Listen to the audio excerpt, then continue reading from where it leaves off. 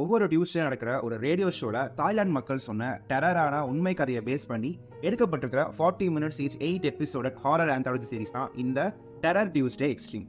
First எபிசோடான அவர் little சிஸ்டர்ல ஆக்சிடென்ட்ல இறந்து போன தங்கச்சி பொம்மையில மீண்டும் உயிரோட வந்துட்டு வந்துட்டு அம்மா நம்புறாங்க. தாயையும் பேயையும் ஹீரோயின் எப்படி சமாளிக்கிறாங்கன்ற மாதிரி வந்துட்டு கொண்டு போயிருப்பாங்க.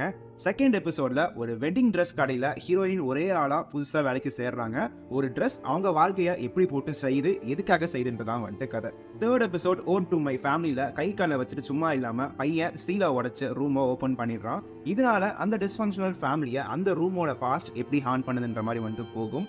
ஃபோர்த் எபிசோடான தி வாவ்ல பவர்ஃபுல்லான காடஸ் எப்படி ஒரு கப்பலுக்குள்ள இருக்கிற ஹிடன் சீக்ரெட்ஸை வெளியே கொண்டு வந்து அவங்களோட இன்னொரு ஃபேஸை கிளிக்கிறாங்கன்ற மாதிரி வந்துட்டு பேசியிருப்பாங்க.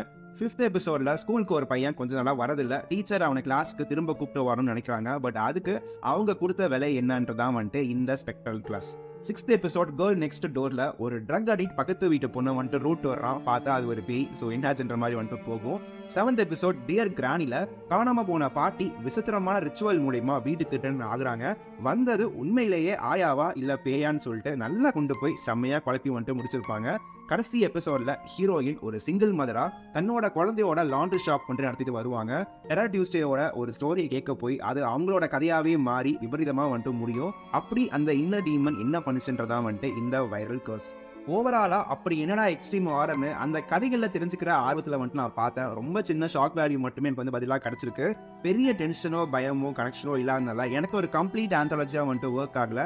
Grief, fear, revenge, sacrifice, ritual, secret, hallucination, கர்ஸ்னு இப்படி ஹாரர் பேஸ்டாக இருக்கிற எல்லா டிஃப்ரெண்ட் சப் டாபிக்ஸை செம்ம ஸ்லோவாக மேலோட்டமாக வந்துட்டு எக்ஸ்ப்ளோர் பண்ணியிருப்பாங்க. First and last episode comparatively சூப்பராக இருக்கும். மற்றபடி ஐடியாஸாக தாண்டி எனக்கு எதுவும் சாட்டிஸ்ஃபை பண்ணலைங்க. இங்கிலீஷ் ஆடியோவும் சப்டைட்டிலும் கூட சிங்கில் வந்துட்டு இல்லை. 18+ கண்டென்ட் தான் தலைகீழ. அதான் குதிப்பேன்னு நினைக்கிறவங்க நெட்ஃப்ளிக்ஸில் ட்ரை பண்ணி பார்க்கலாம்.